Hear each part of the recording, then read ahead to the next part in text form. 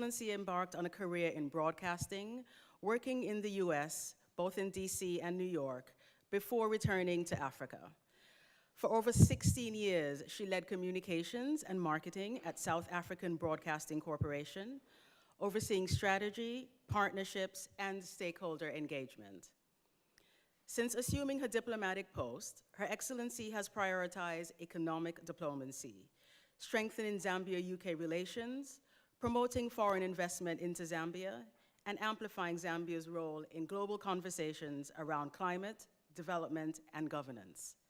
She also chairs and has chaired NGOs focused on good governance, election monitoring, and development forums in the SADC region.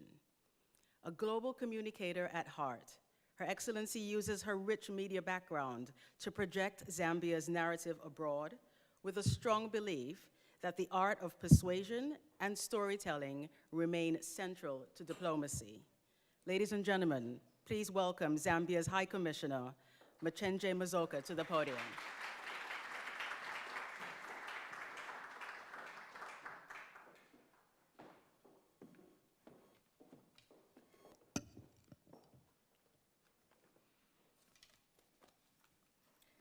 Excellencies, distinguished colleagues, partners, friends, David, our forever champion of collaboration between our regions and all other stakeholders who are there to help lift and push our collective agenda of sustainable development, prosperity,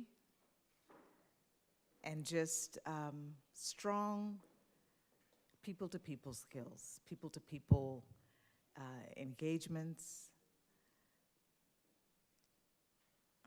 And I think the issue of prosperity should be highlighted even further, because we want our countries and our region to grow and to prosper.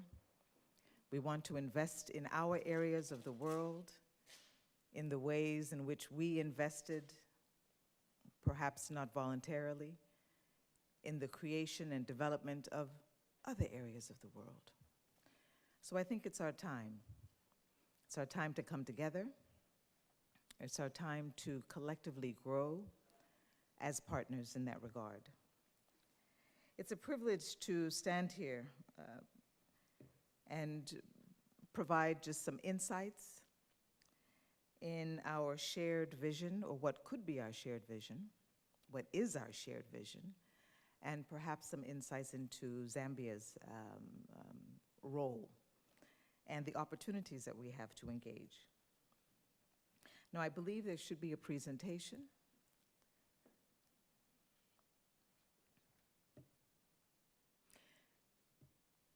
I was asked to speak today about development and resilience and looking at ways in which the diplomatic community can approach how we work together. Is this my personal clicker? Yes. Okay. And which one do I push? Because I don't want to switch it off. There's a red button. I get concerned when I see red. The one to the right. Nope. Maybe try my other right. Nope. Ah, okay, great. Thank you so much. A common heritage for a common future. I think one of the opportunities that we have is that the continent of Africa and the Caribbean region, we are natural allies. We have strong historical, cultural, and developmental ties that may not have been highlighted in the past as much as it should be. We had a very fruitful meeting with the colleagues from CARICOM and part of the African Diplomatic Corps in the UK earlier this week, where we looked at some tangible ways in which we can move forward with discussions around reparatory justice, more collaborative efforts. And this journey has been going on for actually over 100 years, these discussions. So it's new, but it's not new. So I think we have an opportunity to leverage on our natural ally category, if you will. Both of our regions are rising voices in international governance, championing equitable trade, there are opportunities in that regard, climate justice. As small developing nations, many of us face some of the same challenges, so there are opportunities for key learning between our member states and also collaboration in terms of sustainable growth. Deepening diplomatic engagements is a strategic way for us to work together, given our shared history and ways in which we can be innovative about moving forward. Using diplomacy as a catalyst for development. Well, all of our sovereign states have goals, clearly. We know that we want economic development, particularly those of us who are in the category, particularly those of us in the global south. We know our challenges.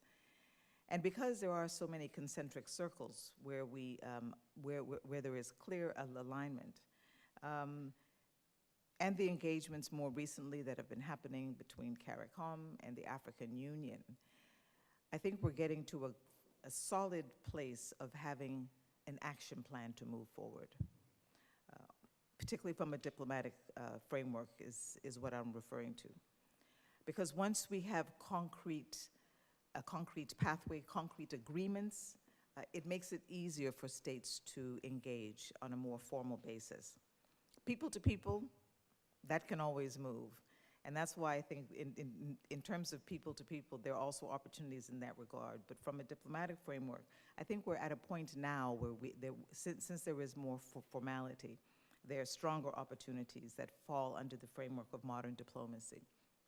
So that's economic cooperation, looking at areas of trade, and then how do we do that?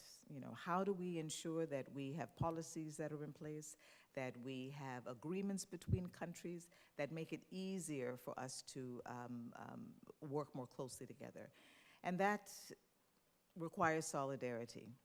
So solidarity in the ways in which we look at diversification of partnerships between our various countries and nation states, how we deal with disaster response, as we can see what happened with Jamaica, which was devastating. And there'll be most likely, unfortunately, more of these types of natural disasters and shocks that are going to occur moving forward. So how do we collectively come together in order to see how we can mitigate that as a wider global community? We have opportunities in terms of, from a solidarity standpoint, to amplify our voices on areas of trade, climate finance, because nothing can happen without the money. And I think that's why COP is even going to be extended further, because they're saying that there's no agreement, because there's no talk of money. Where's the concrete deliverable as it relates to finance? Because that's what we need in order to move forward. We need to strengthen our resilience amongst ourselves, advancing joint crisis cooperation, innovation-driven collaborations in renewable energy. David referred to that in the presentation earlier. Renewable energy is the way to go in the future. A lot of our countries either have natural resources that can help with that from a minerals and/or mining perspective, or we have the agricultural frameworks that can help with biofuel, if you're talking about sugarcane offshoots, et cetera. So there are ways in which I think we can look closer in formalizing how we do that. Zambia has engaged with Caribbean states, and we look forward to doing more of that. So we look forward to more formal conversations amongst our nation states. Zambia is a participant in the Africa-Caribbean Pacific framework, so what that means is that there are formal established ties that are already in place. We're a member of the Organization of African, Caribbean, and Pacific States. Again, more formality, so it allows for easier engagements from a framework perspective. ACP countries, that means sustainable development, trade and cooperation. That's what we want to do. So those are the key areas, again, where discussions have already been had, agreements are already in place. So it's a matter of how do we bring our businesses on board to speak to each other to help accelerate that. And of course, Commonwealth ties. Let us not lose sight of the value that the Commonwealth brings in terms of the family of the Commonwealth. So that has deep, deep, deep roots. Zambia has been a member of the Commonwealth since the early 60s. Most Caribbean countries are members of the Commonwealth. So there's a natural ally in that regard. And of course, there are probably 30-something countries from the African continent, if you combine Caribbean and African, that are part of the Commonwealth. So we really manage over 50%. We have more than over 50% representation in the Commonwealth. So that means that collectively, we have a lot that we can drive and push from an agenda standpoint. So opportunities for alignment. Bilateral links between Zambia and the Caribbean. In 2025, we started engaging with Barbados more formally. So again, once there is that framework from a government-to-government standpoint, it allows for bilateral relations. So if your country does not have bilateral relations with Zambia or any other African country, I would encourage you to encourage that, particularly for those of you who are in the business sector, business community, and/or cultural sector, to help drive that agenda, because as citizens, you have that right. So you certainly have that right. So bilaterals are a great start, and then we can go to the multilateral, which is already there from the AU CARICOM framework. So beyond multilateral relations, Zambia does enjoy bilats, at least currently with Barbados and other countries, but we are really looking forward to deepening our bilateral ties with other Caribbean countries. Things that can start small, eradicating visa fees. So those are conversations to have so that it makes it easier to go in and out of each other's countries. And that helps with the people-to-people skills and with the people-to-people facilitation, and then also business skills. So how do we leverage more of the Africa-Caribbean collaborations in general? What are the things that we can do? Well, trade. I think that is the word of the decade, certainly over the next 4 years. We know for sure it's all about trade. As mentioned, Zambia has a lot of, and a lot of African countries have a lot of the critical minerals that are, that will drive the energy transition, and also looking at rare earth minerals and how technology is going to move forward. Without these minerals and resources, the world is not going to be able to embrace whether it is AI and/or tech in the way that we want. So there's a huge demand, particularly from big countries, to have access to these resources. So as partners on the ground, perhaps consider ways in which you can partner with someone in Zambia and/or other African countries in things such as processing. We have the raw materials, small processing plants, whether it's with copper, whether it's with cobalt, to create tools that can help fuel this next fourth industrial revolution that we're undergoing. Agro-processing is also something that is a viable opportunity. Many Caribbean states are strong, are made up of strong agricultural economies. How can we partner in that regard with processing and then shipping and trading amongst each other? Zambia also could partner with Caribbean countries for processed goods. And that's one of the areas in which we want to look at more development around manufacturing. Yes, we have raw materials, but it's the manufacturing, it's the added value that happens where we're looking for partners in that regard. Cultural tourism, environment and energy collaboration, institutional capacity and finance. There are a lot of fintech conversations happening between Caribbean states and the African continent. Africa has had innovations in terms of digital payment systems. How can we open that up a little bit more widely to ensure that our Caribbean friends are integrated in that system that can allow for e-trade? Those are the types of conversations that can take both of our areas forward. Our diasporans are dynamic. Our diasporans are all over the world.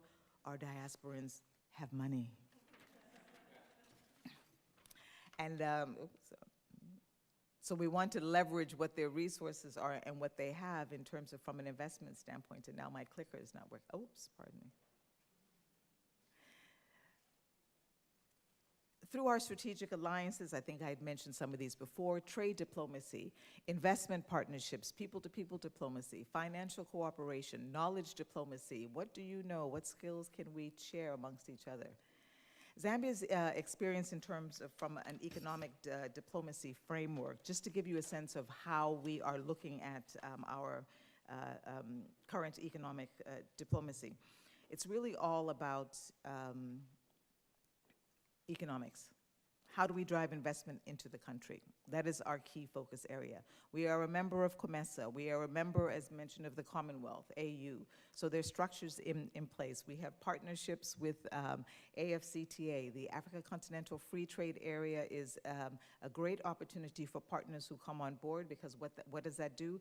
It allows you access into the entire African markets. The AFCTA is under development. It's moving a little slower than we anticipated and hoped, but it is moving. So once you set your seed, and I'll say in Zambia because we have 8 neighbors around us. So if you partner and start a business in Zambia, you have 8 markets for which your product can go to. So again, these are just some of the ways in which we can look a little bit more holistically and probably more practically in terms of how we can work together as sovereign states. So again, what the recommendations are is look into agreements that are currently on the table between the African Union and CARICOM. What are the key deliverable areas that the countries have agreed upon? Those are the target areas from a sovereign nation to sovereign nation standpoint. And then those are where the conversations can happen around how do we create pathways to ease businesses and opportunities to come in, because there's already something formally established. So now how do we then grease the pathways between each of our sovereign states to move forward? So my colleagues are here. We have Kasaliko Mulenga, who is Counselor Economic from the Zambia High Commission, and Yvonne Zulu, who is in charge of trade. So please engage. Thank you.